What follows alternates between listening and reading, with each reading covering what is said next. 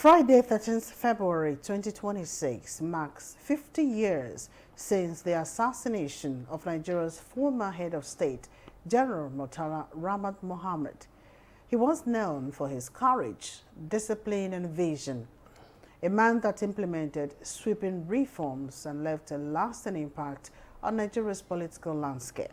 Some of his notable achievements include creating 7 states, relocating the federal capital to Abuja, and championing African liberation, anti-corruption drive, free education, and introduction of Operation Feed the Nation, which boosted agricultural production.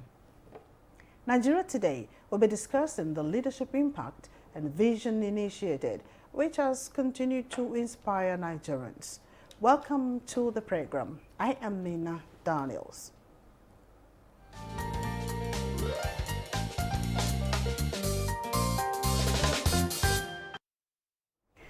Joining me in the studio to discuss the issue at hand is Dr. George Abwakahi, a political analyst. It's always a pleasure to have you, Dr. George. Thank you very much for having me. Good evening, Nigerians. And of course, via Zoom, Professor Abdurrahman Abu Hamisu, a political scientist, is also with us. It's always a pleasure having you here, Professor. The pleasure is all mine. I'm Abdurrahman Abu Hamisu. Thank you for having me. Thank you. Well, gentlemen, 50 years on, what lessons from Murtala Mohammed's leadership can guide Nigeria towards inclusive and sustainable development? Let me start with you, Prof. Well,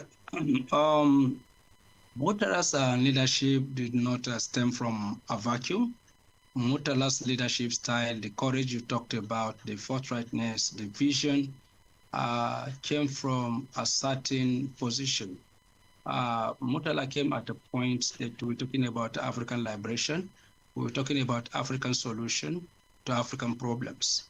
And Murtala embraced that very particular mantra, and he tried to translate it into action, because at that point, it was a point that we are still dancing around, in the sense that we were just coming out of colonialism, and African leaders needed to assert themselves. And it was a fight between the neo-colonial forces and the forces of liberation. It was at that point that Murtala emerged to ensure that Nigeria is given the required leadership it needed at that point in time in order to salvage Africa. Don't forget the fact that that very particular period of time was a period that the Southern African countries were fighting for independence. And that led to Murtala's famous speech. I think that speech was adjudged as the linchpin that led to his assassination, where in Addis Ababa in Ethiopia at OAU meeting, he delivered a speech known as Africa has come of age.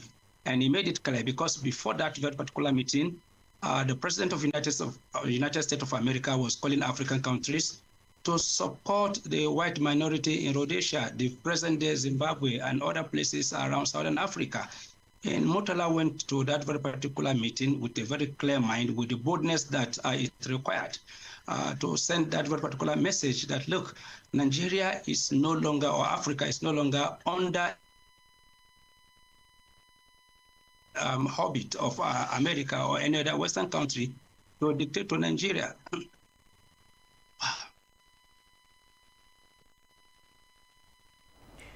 All right, so we still hope to re-establish contact with Professor right there. But let me come to you, Dr. George. What lessons from, Abuja's planned development can guide infrastructure, reforms and the projects in our Nigerian cities? Thank you again for having me. I think your opening statement said it all, about the great leader, Murtala Mohammed. He was indeed a visionary leader.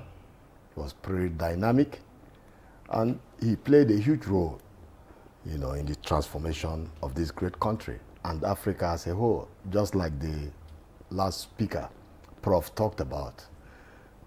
I think in the area of foreign policy, starting from the 70s up till this moment, I don't think that there's any leader in the African continent that could match, General Murtala Muhammad.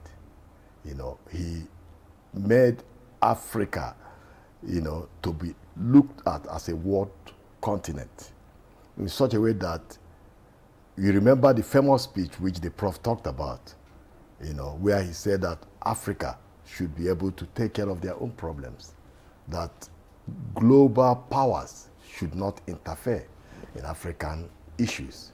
That's when he really played a huge role, in the liberation struggles in Angola, in Mozambique, particularly in Angola, between the UNITA and the MPLA. And in the area of non-aligned movement, he made sure that Nigeria continued to be non-aligned when he was president. And you remember during that liberation struggle in Angola, at some point he aligned with Soviet Union, in support of MPLA. But however, in respect of your question, regarding the FCT, he was, that's really one of his transformative impact.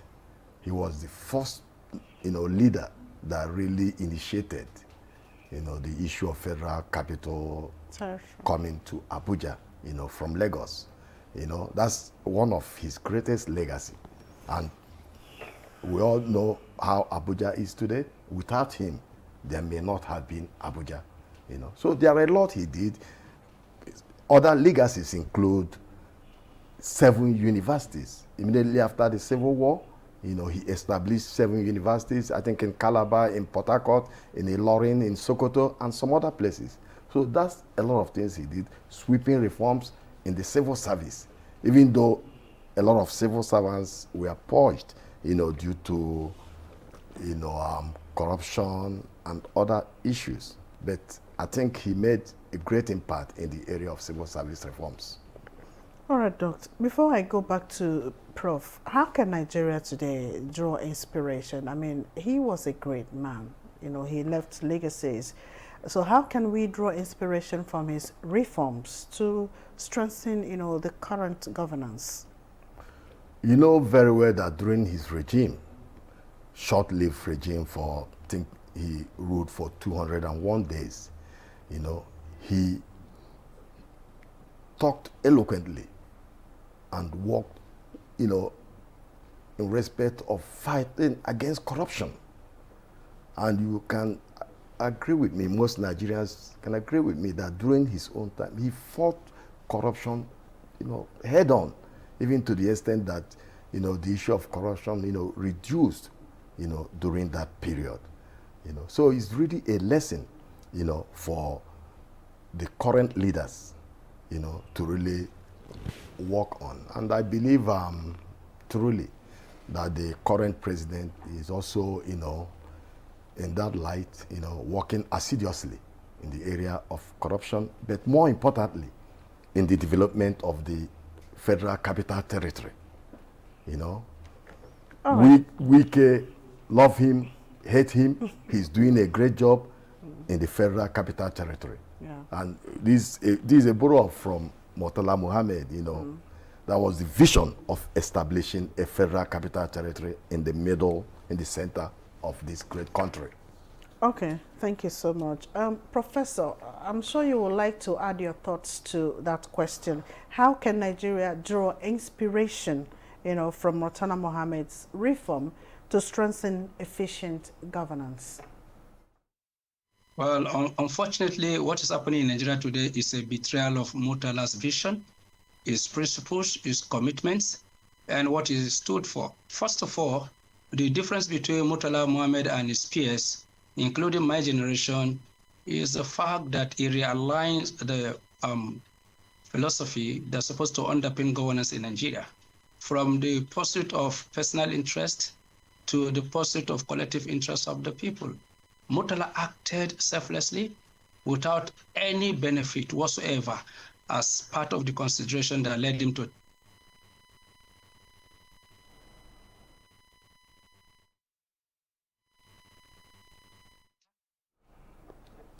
I really wonder what's happening to Prof's network, but we still hope to realign and re-establish contact with him again. But Doctor, Prof made a point there, talking about, selfless service and all that. How might his leadership philosophy, guide modern efforts to boost national development? I think in the area of selfless service, we still have leaders in this country that are selfless, in their dealings, with government and the people. First of all, you have to understand that currently we are in a democracy. During the Murtala Muhammad's period, it was military dictatorship. There was no House of Rep, there was no Senate.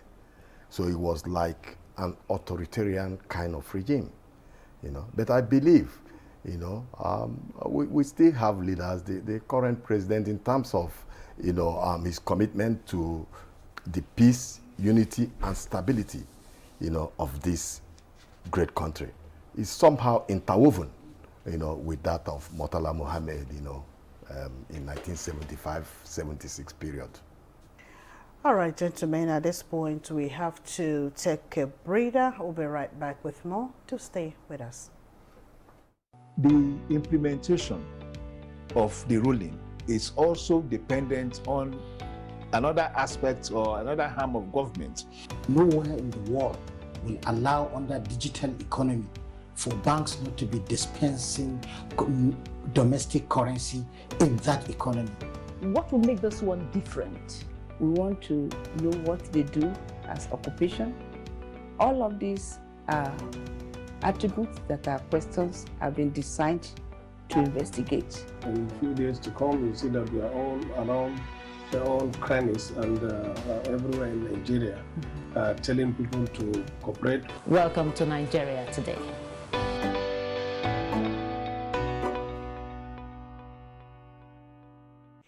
Thank you for joining us again. We are here discussing remembrance of Murtala Muhammad at 50 years after. And of course, I still have in the studio Dr. George Abakahi, a political analyst, and Professor Abdurrahman Abu Hamisu is hanging somewhere in the Zoom. Okay, I can see his face, so he's right back. Welcome back, Prof. Let me also now get back to you. You were discussing selflessness as one of those attributes of Murtala Muhammad.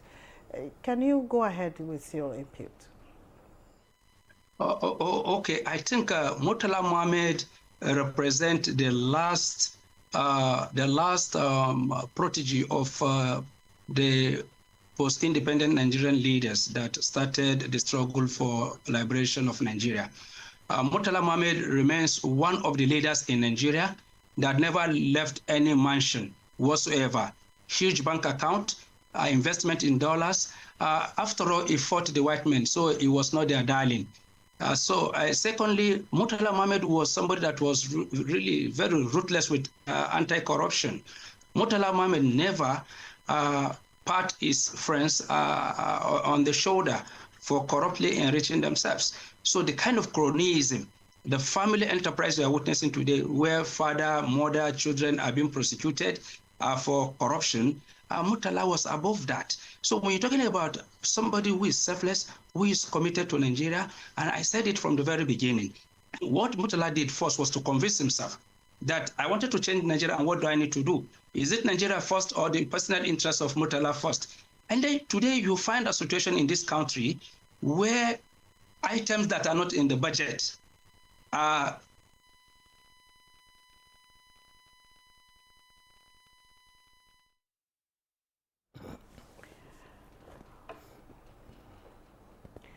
All right, I guess Prof will be right back, but let me get back to the studio with Dr. George. Dr. George, how might Murtala Muhammad's policies have supported industrial growth in if continued today? Well, you know very well that in the area of agriculture, Murtala Muhammad played a huge role, in the team, I think, Operation Feed the Nation. And I believe successive regimes, at some point, I think we had Green Revolution during Shehu Shagari, and currently, the present administration, is also doing a whole lot in the area of agriculture. We have dry farming in most part of northern Nigeria, and apart from that, there has been a lot of fertilizers, going all through the federation to farmers, But the point that I am making, that I still want to make, is that military regime is totally different from, a democracy. Murtala Mohammed was ruling, with a crop of people, the Supreme Military Council. But in a democracy, there are, a lot of trajectories. You go through the Senate, you go through the House of Representatives, and also go through the people, for certain bills to be passed. It's not the same. I still believe Murtala Mohammed was a great man, who played a prominent role, in the peace, stability, and development of this country, But at the same time, the current administration is also trying its best, to follow up with some of his legacies. And that is exactly what is happening in agriculture, in the development of infrastructure in the Federal Capital Territory, as well as in other areas. There are a lot of roads that are going on, construction of roads in many parts of the country, in the north, in the south, in the east, and in the west. Just like Murtala Mohammed was able to establish 7 universities when he was on board. But currently, I think President Bola Ahmed Tinubu, is establishing almost, I think, 62, higher institutions, universities, colleges of education, polytechnics. So these are all the, variables we have to take into consideration to determine, the current state of affairs in the country. All right, Prof is back. Welcome back, Prof. How can, I was actually asking you, how might his leadership philosophy guide modern efforts to boost national development? I still want to get your thoughts on that.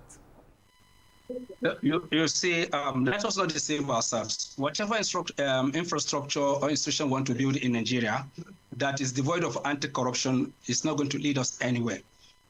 Today, corruption has taken away quality from everything that we are doing, from roads to institutions of higher learning to healthcare delivery, name it. Every sector of you find corruption undermining us. You remove corruption from Nigeria, we don't have any other issue. So whether the president established 500 universities that cannot be adequately funded, and that corruption cannot be stamped out of it, I bet you we're going to have a problem. Murtala achieved what he achieved because of sincerity of purpose. There was no personal interest attached.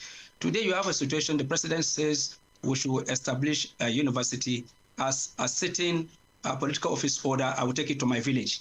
Murtala never took the Federal Capital Territory to his village. He brought it to the center because he believed that the center of Nigeria hosting the Federal Capital Territory is going to ease interaction among the people. The 7 universities Doctor talked about, which of the 7 universities did Murtala take to his village? None. Did Murtala cite any airport in his village? None.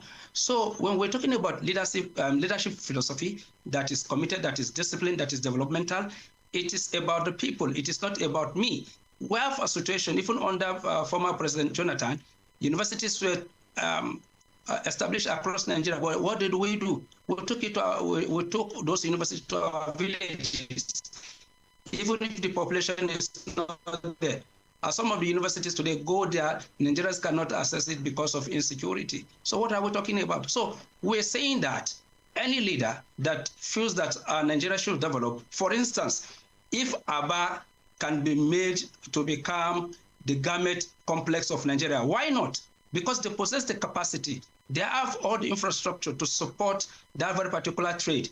If we want to establish agriculture supporting industries across the north, so be it. Lagos, Ibadan axis, we know what they're capable of. So abuse of power is one of the things that we are witnessing in Nigeria today, which is what Murtala fought. So we have to tell ourselves the truth. And the truth is that anything devoid of anti-corruption, that is devoid of personal interest, that is driving everything. Most of the people that drove reforms in this country, how many of them were not just to EFCC? Because the reform was driven by self-interest, despite their alleged public interest. So if we want to learn from Murtala Mohammed, we should learn and learn very quickly. And what did he do? He removed his personal interest from all that he did. He never left mansion, as I was saying. Murtala never left any mansion. He never left any huge bank account. He never left investment in dollars, which means he never siphoned people's money in this country. And that is the kind of leader we're looking for. And that was why I said what is happening today is a betrayal of what led to his death. What led to his death is fighting the neocolonialists. And what are we having today? We're having those neocolonialists as our friends. We're equally even granting them access to our national archives and everything. Murtala died saying that, look, we should solve our problems, and we are capable of solving our problems. Today, we are telling the world that we cannot solve our problems. We need the white men to come and help us to solve our problems. So why are we still conducting election in this country? Why don't we just elect white men to come and take over? All right, Professor, I can, feel your heartbeat right now, but we are glad that Murtala left a lot of legacies. But can decisive governance really help create a stable environment for economic growth as envisioned by Murtala Mohammed, Prof? I keep on saying this. Anytime you are relying on people that shares any historical connection with you to assist you, nobody will assist you. In this world, everybody is about himself. The Americans are not coming to assist you because they love you. They are coming to assist you based on what they can get from you. The Russians, the Chinese, the same thing. Now, let me open our minds to something.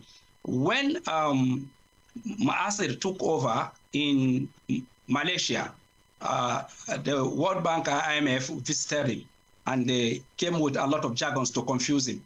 He told them simply, just the way Murtala told them, that the problem of Malaysians and Malaysia is in Malaysia, and the solution to Malaysian problem is in Malaysia. And that was the beginning of the growth and development of Malaysia. Lee Kuan Yew of Singapore, the same thing. He said, look, we were treated as a second-class citizen by the Malaysians, and that we can develop ourselves. And what did he do? He went ahead to develop Singapore. And when he was living in year 2000, he wrote a book, From Third World to First World. And he said, the infrastructure he left behind in Singapore would take another generation to be able to use it. So why can't we really depend on ourselves the way Murtala said we should do? And he did it. He demonstrated it. So why did we continue to rely on the Chinese, continue to rely on Russians? Who did they rely on to develop their own countries? Thank you, Prof. Thank you, Prof. We just have less than a minute to go. So your final words, Doc. Final words, less than a minute, 30 seconds actually. No, I agree totally that Murtala Mohammed did a whole lot, to improve the well-being, development, peace, and stability of this great country. But I disagree with Prof. I think the current administration, in terms of its education policy, is truly devoid of ethnicity or religion. The universities are located in each geopolitical zone. The same thing in respect of health. Okay, so talking that this current administration, is doing it based on ethnicity, I think is disingenuous. Thank you so much. I think we have to continue this conversation some other time. So gentlemen, thank you so much. This is where we will call it today. But let me express deep appreciation to Dr. George Abakahi, political analyst. Thank you so much for coming on board. Thank you for having Professor Abdurrahman Abohamisu, political scientist. Thank you so much for ingenious thoughts on the show tonight. Thank you so much. Thank you for having me. Thank you. To our viewer, thank you so much for always being a part of this. Remember, the program Nigeria Today airs weekdays at 7:30 p.m. on NTA News 24.